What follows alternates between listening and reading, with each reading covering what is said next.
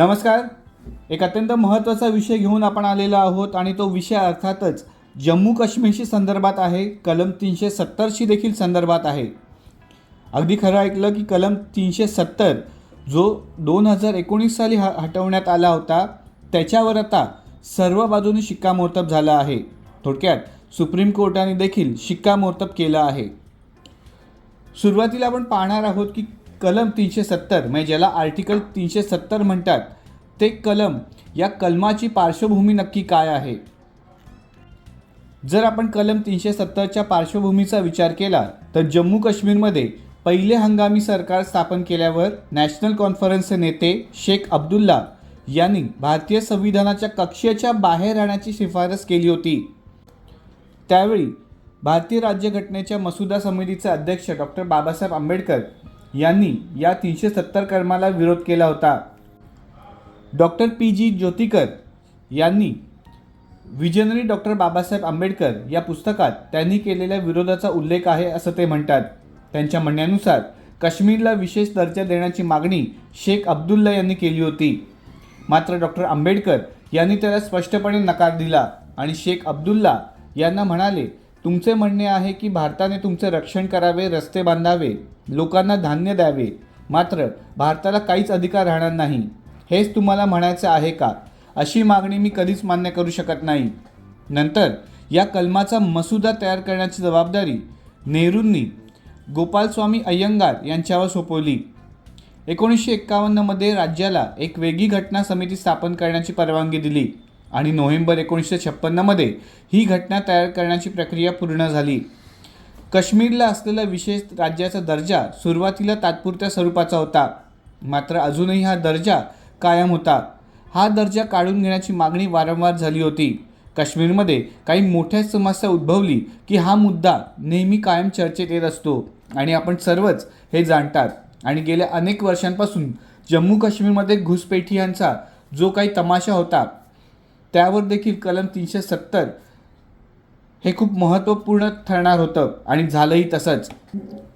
कारण 2019 साली भारतीय सरकारने कलम 370 रद्द केले आणि एक ऐतिहासिक पर्वाला सुरुवात झाली. आपण बघितलं की 300 कलमची पार्श्वभूमी. आता काश्मीरला 300 कलम जे लागू होतं एवढी वर्ष, त्यामुळे काय होत होतं हे आपण जाणून घेऊया. कलम 370 नुसार जम्मू काश्मीरची एक वेगळी राज्यघटना आहे. या कलमानुसार सुरक्षा, परराष्ट्र धोरण, अर्थ, दळणवळण या बाबी सोडल्या तर तिथे कोणत्याही कायद्याची अंमलबजावणी करण्यासाठी जम्मू काश्मीरच्या विधानसभेची संमती असावी लागते. त्यामुळे तिथल्या रहिवाशांसाठी नागरिकत्व, मालमत्तेची मालकी, मूलभूत हक्क याविषयीच्या तरतुदी संपूर्णपणे वेगळ्या आहेत. जम्मू काश्मीर वगळता भारतातल्या इतर कोणत्याही राज्यातील लोक इथे मालमत्ता विकत घेऊ शकत नाही. कलम 370 नुसार केंद्र जम्मू काश्मीरमध्ये आर्थिक आणीबाणी लादू शकत नाही. बाह्य शक्तींनी काही हल्ला केल्यासच तिथे आणीबाणी लागू होऊ शकते. त्यामुळे अंतर्गत समस्यांमुळे राज्यात अशांतता पसरली असेल किंवा धोका निर्माण झाला असेल तर विधानसभेच्या संमतीनंतरच तिथे केंद्र सरकारला आणीबाणी लागू करता येत होती. आणि ही मोठी समस्या खरं तर अनेक दशकं केंद्रामध्ये सत्तेत असणाऱ्या सरकारला सतावत होती, भेडसावत होती. केंद्रीय सूचित किंवा समवर्ती सूचित ज्या बाबींचा समावेश आहे त्या बाबी संसदेच्या कार्यक्षेत्रात येतात. तिथे राज्यसूचीतील तरतुदी लागू होत नाही. इतर राज्यांच्या बाबतीत कायदा करण्याचे अधिकार संसदेचे असतात, मात्र जम्मू काश्मीरमध्ये हे अधिकार विधानसभेकडे सुरक्षित आहेत. फुटीरतावादी कृत्य किंवा भारताच्या सार्वभौमतेला जिथे धोका असतो ती परिस्थिती या तरतुदीला अपवाद आहेत. नियम करण्याचे अधिकार जम्मू काश्मीरच्या विधानसभेचे आहेत. त्यामुळे या संदर्भात भारताच्या इतर भागात लागू असलेले नियम इथे लागू होत नाहीत. राज्यघटनेचे मार्गदर्शक तत्त्वे आणि मूलभूत कर्तव्य जम्मू काश्मीरमध्ये लागू होत नाहीत. विधानसभेने हे कलम रद्द करण्याचा प्रस्ताव संमत केला तरच हे कलम रद्द होऊ शकते. जम्मू आणि काश्मीरची संविधान सभा. 1947मध्ये भारतातील ब्रिटिश राजवट 2 नवीन राष्ट्रांच्या निर्मितीसह समाप्त झाली, अर्थात भारत आणि पाकिस्तान. आणि 562 भारतीय रियासतांवर ब्रिटिश वर्चस्वाचा त्याग केला. भारतीय स्वातंत्र्य कायदा 1947 नुसार भारतीय राज्यांवरील महाराजांचे आधिपत्य संपुष्टात आले आणि त्याबरोबर महामहिम आणि भारतीय राज्यांचे राज्यकर्ते यांच्यात हा कायदा पारित झाल्याच्या तारखेपासून लागू होणारे सर्व करार आणि अटी, त्यामुळे भारत किंवा पाकिस्तानमध्ये सामील व्हायचे की स्वतंत्र राहायचे हे निवडण्यासाठी राज्यांवर सोडण्यात आले होते. जम्मू आणि काश्मीरमध्ये प्रामुख्याने मुस्लिम लोकसंख्या होती, परंतु शासक हिंदू होते आणि त्या संस्थानांपैकी सर्वात मोठे राज्य होते शासक डोगरा राजा हरिसिंह यांचे. पुढे झालं असं की 1947 ऑक्टोबरमध्ये पश्तून आदिवासींनी पाकिस्तान सरकारच्या आदेशानुसार काश्मीरवर आक्रमण केले. आक्रमणाचा सामना करू न शकल्याने महाराजांनी 26 ऑक्टोबर 1947 रोजी इन्स्ट्रुमेंट ऑफ ॲक्शनवर स्वाक्षरी केली आणि 27 ऑक्टोबर 1947 रोजी भारत सरकारने मान्य केली. 1948मध्ये भारताने हे प्रकरण युनायटेड नेशन्समध्ये हलवल्यामुळे 21 एप्रिल 1948च्या संयुक्त राष्ट्र सुरक्षा परिषदेच्या ठरावामध्ये या ठरावात इतर गोष्टींबरोबरच पाकिस्तानने 1947मध्ये ताब्यात असलेल्या जम्मू आणि काश्मीरच्या भागातून ताबडतोब माघार घ्यावी आणि तशी परिस्थिती देखील निर्माण करावी असा ठराव तिथे मांडण्यात आला होता. या सगळ्या किचकट प्रक्रियांवर आणि गेली अनेक दशके केंद्रामध्ये सत्ताधारी असणाऱ्या राज्यकर्त्यांनी अनेक वेळा ही खतखत बोलून दाखवली की कलम 370 हटवले पाहिजे. मात्र येन आणि केन प्रकरणाने हे कलम तसेच्या तसेच राहिले आणि बोलता जवळपास 60 वर्ष उलटून गेली आणि कलम 370 जम्मू काश्मीरमध्ये लागू होतं. अखेर 5 ऑगस्ट 2019 रोजी कलम 370 रद्द केले आणि एक ऐतिहासिक निर्णय झाला. मात्र हा कायदा वैध आणि कायदेशीर होता का, अशा विषयांना उधाण आले आणि त्यानंतर म्हणजे 5 ऑगस्ट 2019 रोजी नंतर जवळपास 23 केसेस सुप्रीम कोर्टात दाखल झाल्या आणि अखेर सुप्रीम कोर्टाने कलम 370 हटवण्याच्या केंद्राच्या निर्णयावर योग्य असल्याचे आणि घटनात्मकदृष्ट्या वैध असल्याचे सुप्रीम कोर्टाने म्हटले आहे. या निर्णयामुळे कदाचित जम्मू काश्मीरला पूर्ण राज्याचा दर्जा मिळू शकतो आणि तसे आदेशही सुप्रीम कोर्टाने दिले आहेत. आर्टिकल 370 म्हणजे कलम 370 जम्मू काश्मीरला विशेष राज्याचा दर्जा देणारे कलम 370 हटवण्याचा केंद्र सरकारचा निर्णय कायदेशीरदृष्ट्या योग्य होता की अयोग्य यावर सुप्रीम कोर्टाने ऐतिहासिक निकाल दिला आहे.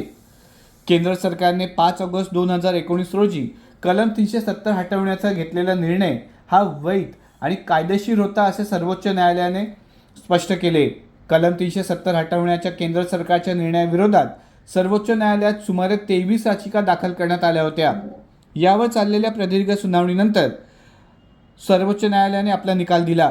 कलम 370 हटवण्याची प्रक्रिया कायदेशीररित्या पूर्ण झाल्याचा निकाल देतानाच सर्वोच्च न्यायालयाने जम्मू काश्मीरमध्ये पुढील 30 सप्टेंबरपर्यंत निवडणुका घेण्यात याव्यात, तसेच जम्मू काश्मीरला लवकरात लवकर पूर्ण राज्याचा दर्जा देण्याबाबत विचार करावा असा महत्त्वपूर्ण आदेश दिला आहे. कलम 370 हटवण्याविरोधात दाखल करण्यात आलेल्या याचिकांवर निकाल देताना सरन्यायाधीशांनी काही महत्त्वाची निरीक्षणे नोंदवली आहेत. आपण जाणू शकता की ठाणे आनंदच्या माध्यमातून आम्ही हे सांगितलेलं आहे की जेव्हा कलम 370 लागू करण्यात आला होता तेव्हा ती तात्पुरती व्यवस्था म्हणून पाहण्यात यावं असं निकष होता आणि त्याला देखील सर्वोच्च न्यायालयाने शिक्कामोर्तब केलं आहे. सरन्यायाधीशांनी या निकालाचं वाचन करताना सांगितलं की जम्मू काश्मीर हा भारताचा अविभाज्य भाग आहे. भारतामध्ये विलीन झाल्यानंतर त्याचे स्वातंत्र्य सार्वभौम अस्तित्व उरलेलं नाही. त्यामुळे त्याच्यासाठी काही वेगळ्या विशेष तरतुदी कायम ठेवता येणार नाही. तसेच कलम 370 ही तेव्हा करण्यात आलेली तात्पुरती व्यवस्था होती असे अत्यंत महत्त्वाचं निरीक्षण सरन्यायाधीशांनी निकाल देताना व्यक्त केले. केंद्र सरकारच्या प्रत्येक निर्णयाला आव्हान देता येणार नाही, त्यामुळे अराजकतेची परिस्थिती निर्माण होऊ शकते. राष्ट्रपतींना कलम 370 रद्द करण्याचा अधिकार आहे. तसंच राष्ट्रपतींकडे विधानसभा भंग करण्याचाही अधिकार असल्याचे स्पष्ट करत सरन्यायाधीश यांनी हा निकाल दिला.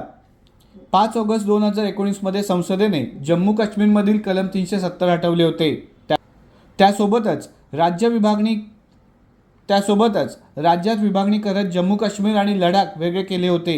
ही दोन्ही राज्ये केंद्रशासित बनवली होती. केंद्र सरकारच्या या निर्णयाविरोधात 23 याचिका आल्या होत्या. या सर्व याचिकांवरील सुनावणी पार पडली असून सुप्रीम कोर्टाने निकाल राखून ठेवला होता. तो निकाल सरन्यायाधीशांनी सुनावला. केंद्र सरकारने जम्मू काश्मीरमधील कलम 370 हटवणे वैध की अवैध यावर जवळपास 4 वर्ष 4 महिने आणि 6 दिवसांनी सुप्रीम कोर्टाने निकाल दिला. सुप्रीम कोर्टातील 5 न्यायाधीशांच्या घटनापीठासमोर या खटल्यावर सुनावणी झाली. त्यात सरन्यायाधीश DY चंद्रचूड, न्यायमूर्ती संजय किशन कौल, न्यायमूर्ती संजीव खन्ना, न्यायमूर्ती BR गवई, न्यायमूर्ती सूर्यकांत यांचा समावेश आहे. आता या ऐतिहासिक निर्णयामुळे लवकरच जम्मू काश्मीरला पूर्ण राज्याचा दर्जा मिळणार आहे. ठाणे आनंदच्या माध्यमातून आम्ही तुम्हाला कलम 370 आणि जम्मू काश्मीर याविषयी माहिती दिली. आपल्याला ही माहिती कशी वाटली आम्हाला जरूर कळवा. तसेच शक्य तेवढ्या लोकांमध्ये ही माहिती शेअर करा आणि ठाणे आनंदशी एकरूप व्हा. धन्यवाद.